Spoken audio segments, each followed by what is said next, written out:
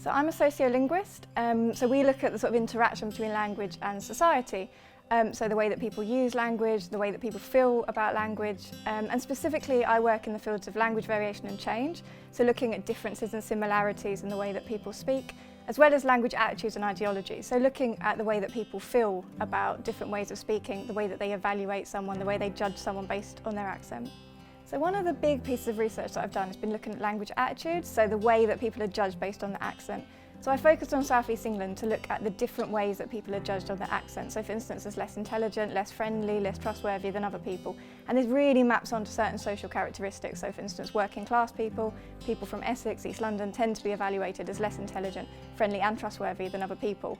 And I think that's why as sociolinguists we're constantly trying to sort of unpick these prejudices and these biases that people have around accents, purely because it's just deeply unfair for people to be judged based on their accent.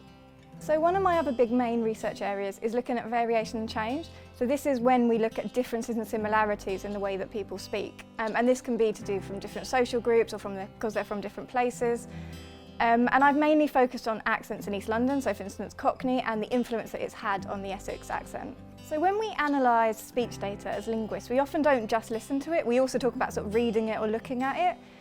So basically we could, for instance, plot it up on what's called a spectrogram, and this is sort of a visual representation of someone's speech, and there'll be sort of dark areas, lighter areas, and these sort of different frequencies really sort of track on to the way that someone said something, so the configuration of their mouth or their throat when they said a word.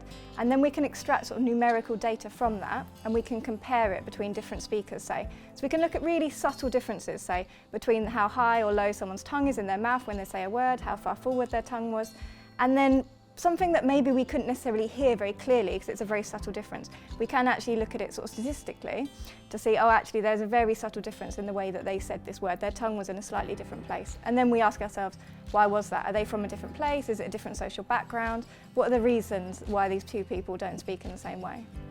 So previously, sociolinguists maybe didn't have access to the same technology, it hadn't been developed to the same degree, which meant that often people just had to kind of listen to different accents. And obviously linguists are very good at hearing these very subtle differences and saying, the tongue sounds slightly further forward, things that most people would have absolutely no clue when they'd say, it sounds exactly the same.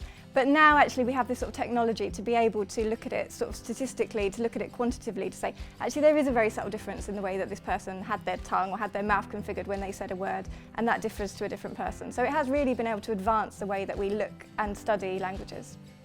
I first became interested in accents when I went to university, and I realised for the first time that I had an accent. I think a lot of us, we tend to just think we speak normal, natural, really neutrally, until we kind of start mixing with people with different accents, and we suddenly realise that actually we all have an accent, but particularly having kind of an Essex accent, I've noticed that a lot of times people sort of comment on it, they might pick me up, they might try and correct me or try and help me even by like telling me, actually a word said like this. And I've realised, it is part of my accent. It's something that's really fundamental to who I am, to my family, to where I'm from. And it wasn't something I wanted to change.